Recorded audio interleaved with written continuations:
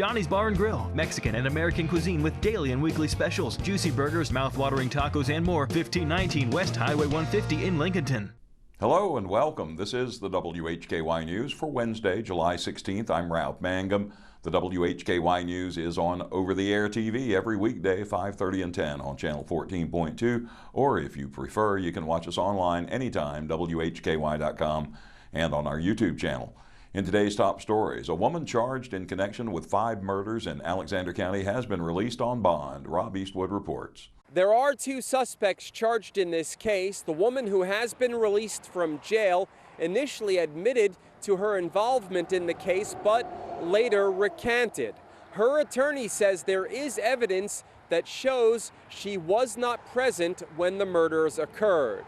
The second suspect charged remained in jail as of the time I filed this report. 22-year-old Heidi Darlene Wolf of Wilkes County is charged with 5 counts of first-degree murder and 1 felony count of first-degree arson. She'd been held in the Alexander County Detention Center since her arrest in 2019 when she was 16 years old. According to our news partner WACB, Wolf appeared before a judge on Monday in a bond hearing. Her bond was reduced to $20,000 from $1 million, and she was later released. Wolf and 36-year-old Aurelia Aguirre Aviles of Taylorsville were arrested in June of 2019 and charged with the murder of a mother, her 2 children, and 2 other men. A mobile home burned, leading to the discovery of the bodies of 11-year-old Angel Pacheco and his 13-year-old sister, America Pacheco. Both had been shot prior to the home being set on fire. The mother of the children, Maria Calderon Martinez, was also killed. Her body was found in a burned truck in Virginia in November of 2019. The remains of Juan Carlos Mendez Peña and Luis Fernando Sanchez were also found in the truck. Wolf initially admitted to her role in the killings, but later recanted the statement she made when she was charged. According to our news partner WACB, Wolf is represented by Taylorsville attorney Joel Harbinson, who says that there is evidence showing that his client was not present when the murders occurred. Get more details on this case at our website, WHKY.com. Reporting from Alexander County, I'm Rob Eastwood, WHKY News. Thanks, Rob. Hickory City Council met in regular session yesterday. Minutes, second readings, and the consent agenda were all approved. A public hearing was held to discuss the rezoning of property at 7th Street Southeast from industrial to regional commercial. The rezoning was approved following the hearing. Also at Tuesday's meeting, members were appointed to the city's boards and commissions. Council also presented a proclamation to Hickory's Parks, Recreation, and Sports Tourism staff in acknowledgement of Parks and Recreation Month. The Caldwell County Board of Commissioners has called a special meeting to be held at 3 p.m. on Friday, July 18th in City County Chambers, 905 West Avenue Northwest in Lenoir. Caldwell County Emergency Services Director Trevor Key will provide the board with updates and recommendations from the EMS Oversight Committee. Action could be taken on recommendations at the board's discretion. A closed session will also be held, in part to consult with an attorney. In accordance with state law, the closed session preserves the attorney-client privilege between the attorney and the board. At its agenda briefing last week, Troutman Town Council discussed a proposed wastewater treatment agreement between Statesville and Troutman and offered a few changes. However, according to the Iredell Free News, last Thursday night a council member asked that the agreement be pulled from the consent agenda for further discussion before moving forward.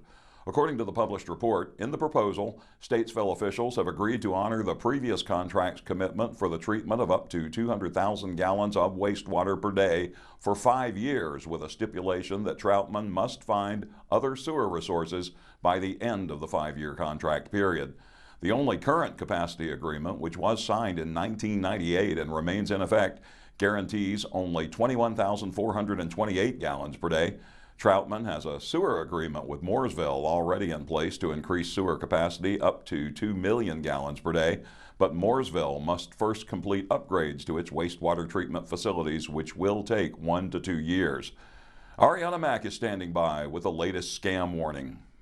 State authorities report that scam text messages are continuing to circulate across North Carolina and nationwide, with the sender claiming to be from the DMV. The scammer is demanding payment before the recipient faces penalties. Authorities say these messages are 100% fake. To protect yourself from scams, be cautious of unsolicited text requesting payment or personal information. Verify any NC-DMV related inquiries through official channels and report suspicious text to your mobile carrier of the Federal Trade Commission at ftc.gov/complaint. You can learn more about how to identify phishing scams and texts at ncdoj.gov. I'm Arianna Mack for WHKY News. Thanks, Arianna. A new performance audit from the North Carolina Office of the State Auditor found patient safety vulnerabilities in North Carolina's Medicaid program. The vulnerabilities stem from the North Carolina Department of Health and Human Services, which has allowed Medicaid providers with license limitations, suspensions, or other credential issues to remain on the Medicaid program. You can read much more at WHKY.com. Today's crime report includes 2 fentanyl arrests in Lincoln County and a meth arrest in Alexander County. In local sports, East-West All-Star News, academic recognition for an LR baseball player, and an MVP award for Hickory FC.